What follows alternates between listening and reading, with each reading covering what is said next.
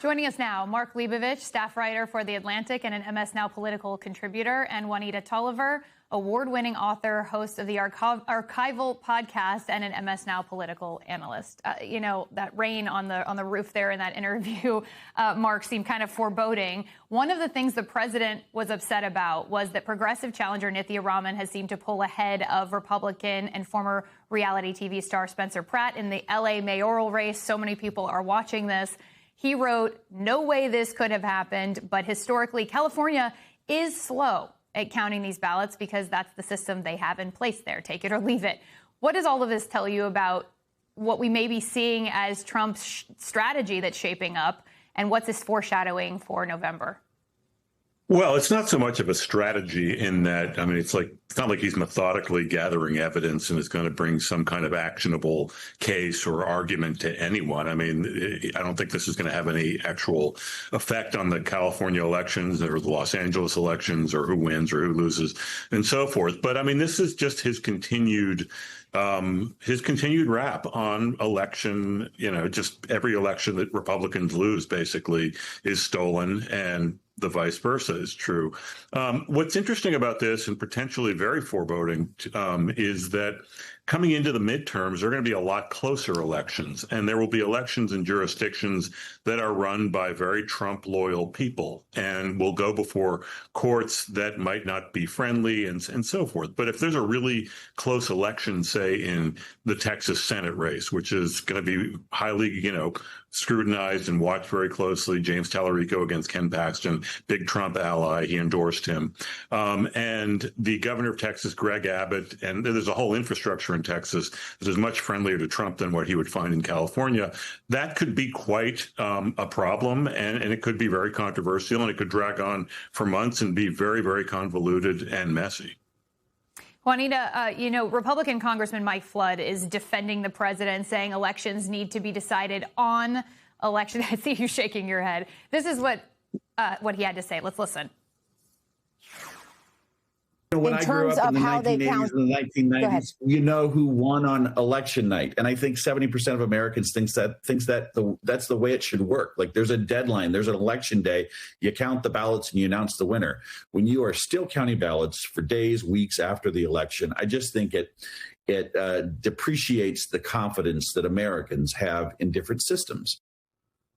Does he have any point there? The longer this takes, the less confidence people have in the system. Are Americans just at this point, do we have unrealistic expectations that politicians like Flood are creating of this immediacy that we need to have when it comes to votes being counted?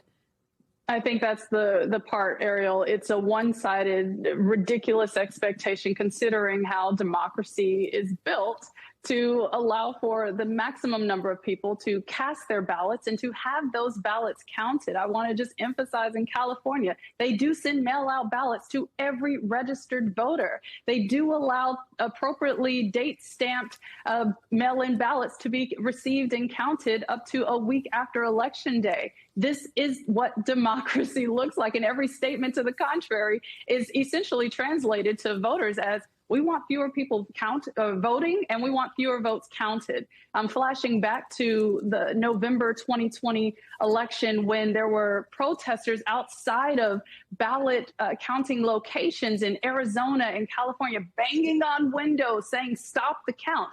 That is what Donald Trump and Republicans use as fuel. That is how they sow the seeds of doubt. That is the one-sided perspective here. And what's frustrating is this reality where that is something that they're going to be beating the drum on through November. And I think the other level of frustration comes from the fact that what is rigged in this 2026 midterm election is Donald Trump calling on state-level Republicans to redraw maps in the middle of the census cycle in order to give Republicans an advantage in hopes of maintaining control of the House. And I think that's important to reemphasize for watchers and voters across the country when it comes to questions about trust in elections and trust in government. Yeah, the redistricting is a whole other realm that we could go down the rabbit hole of discussing. Mark, 3 sources with knowledge of the situation tell Notice the DOJ has not taken the usual steps to establish a command center to monitor and address what we may see as typical emergencies that pop up around Election Day, things like voter intimidation and targeted disinformation. How should we understand that?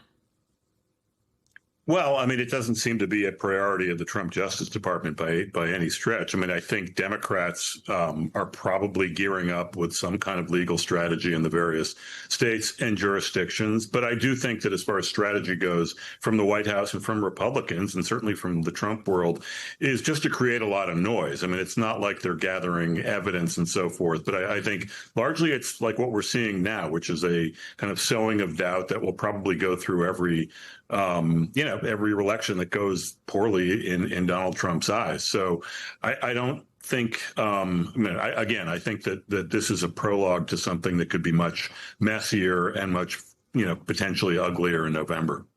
So, Juanita, last question to you. Taking the gestalt of all of this, does this dissuade voters from voting?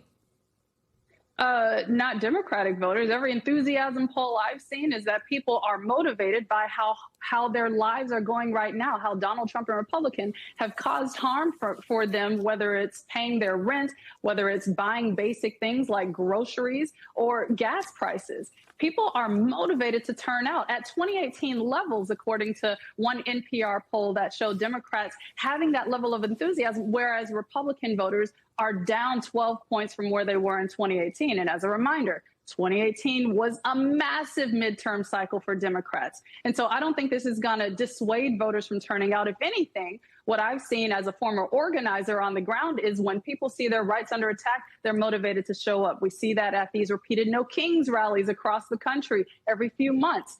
People are plugged in, they are aware, and more importantly, voters understand who is in control of Washington at every level, and thus they know who to blame.